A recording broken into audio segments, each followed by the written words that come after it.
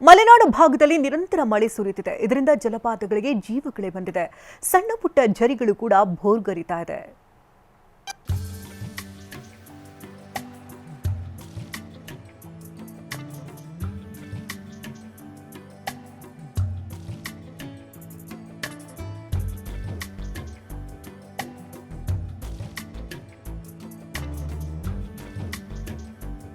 ಜಲಪಾತದ ಸೊಬಗೇನು, ಜಲರಾಶಿಯ ಸಿರಿಯೇನು.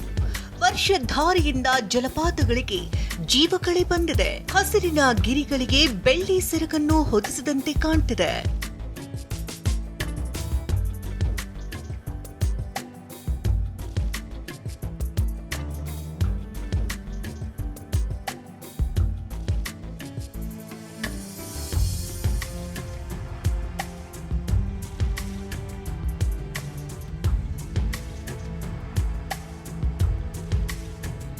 ಮಲೆನಾಡಿನಲ್ಲಿ ಮುಂಗಾರು ಅಬ್ಬರಿಸುತ್ತಿದ್ದು, ಶಿವಮೊಗ್ಗದ ಜೋಗ ಜಲಪಾತದಲ್ಲಿ ಜಲವೈಭವ ಮನೆ ಮಾಡಿದೆ.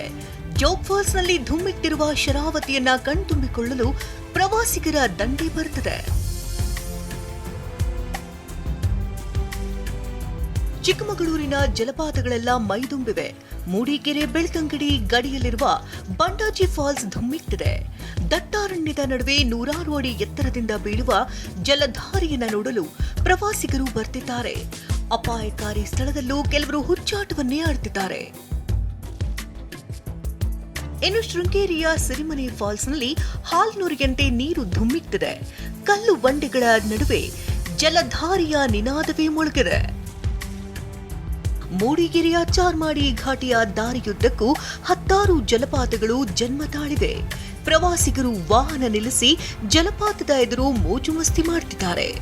ವರ್ಷಧಾರೆಯಿಂದ ಉಡುಪಿಯ ಆಗುಂಬೆಗೆ ರಾಜಕಳೆ ಬಂದಿದೆ. ಮಂಜಿನ ನಡುವೆ ಆವೃತವಾಗಿರುವಂತಹ ಆಗುಂಬೆ ನೋಡಲು ಪ್ರವಾಸಿಗರ ದಂಡೇ ಹರಿದು ಬರುತ್ತದೆ.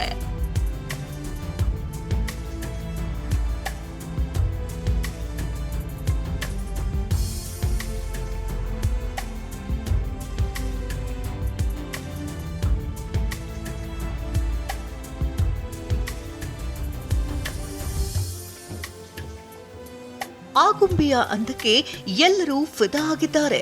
ವರುಣಾರ್ಭಟದಿಂದ ಶಿವಮೊಗ್ಗದಲ್ಲಿರುವಂತಹ ತುಂಗಾ ಡ್ಯಾಂ ಭರ್ತಿಯಾಗಿದೆ.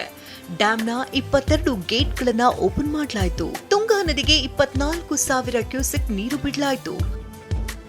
1 ತಿಂಗಳು ತಡವಾದ್ರೂ ರಾಜ್ಯದ ಕೆಲವೆಡೆ ಮುಂಗಾರು ವರ್ಷಧಾರೆ ಜೋರಾಗಿದೆ. ಇದರಿಂದಾಗಿ ಜಲಪಾತಗಳಿಗೆ ಜೀವಕಳೆ ಬಂದಿದೆ.